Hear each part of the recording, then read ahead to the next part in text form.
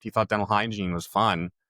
And the only reason he got that master's in cyber was because he thought he could make more money in cyber, right? Well, Right. at that point in his career, he'd have to take a big hit before he could make more down the line. Hmm. However, if you are truly miserable in the position you're in and you want something different and you think it's cyber and your situation supports it, and the supports I'll include is Dustin mentioned the financial support, but one of the biggest supports in my life has been my spouse. Hmm. If you are married, here's unsolicited marriage advice from Frank. If you're married and you want to make a big change that will impact both of you, such as switching your career, Hmm.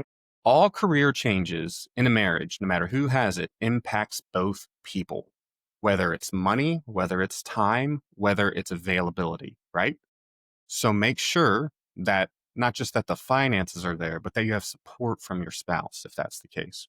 I am blessed with an amazing wife. I feel bad for all of you because she's mine and you can't have her and I don't share. But make sure the support's there. Now, that said, I've got two great examples. The first one was myself. I was hired and was a direct employee of the DOD for the first 5 years of my career. There were, by and large, it was fun. It was interesting. But by and large, there was only one specific type of job I loved to do.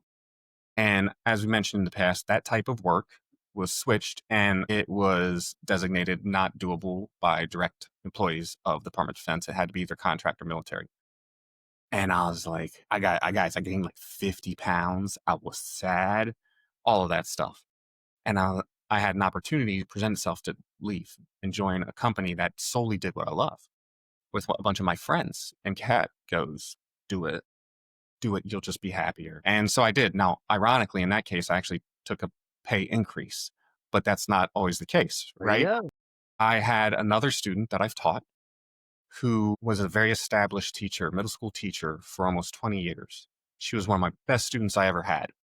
She really likes cyber. I'm like, why are you here? She goes, I need to get into another career. I can't do this anymore. And I said, why? And she goes, it's the smell, the middle school smell. And I got to tell you, I'm not inviting anyone to come sniff me, but if you wanted to smell the stinkiest version of me, it was in middle school. It got so bad that my mom had clearly told my dad one day, go in and just smell his room, just, because, and I know all that must have happened because he came in and goes, oh, it doesn't smell that bad in here. And then just left. And I was like, so I totally understood. Or a little spray. Anyway, that made a lot of sense to me as well too. But all that boils down to just to support it depends. It really does depend. There are greater factors in your life than your career. There are greater factors in your life than your job. And Yes. something that's not said enough, especially in the field of cybersecurity, but other fields as well, I feel, is you are not your job.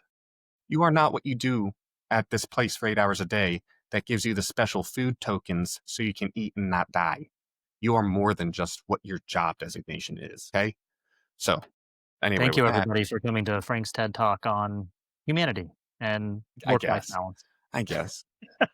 No, no, it's good. You're absolutely right, and it's great advice to give to anybody about really anything, like not necessarily just like downskilling for cybersecurity, but anything. And actually, I'm going to skip around here on some of these questions, Frank, because there's one that I really want to ask, because I really want to know your opinion on this one.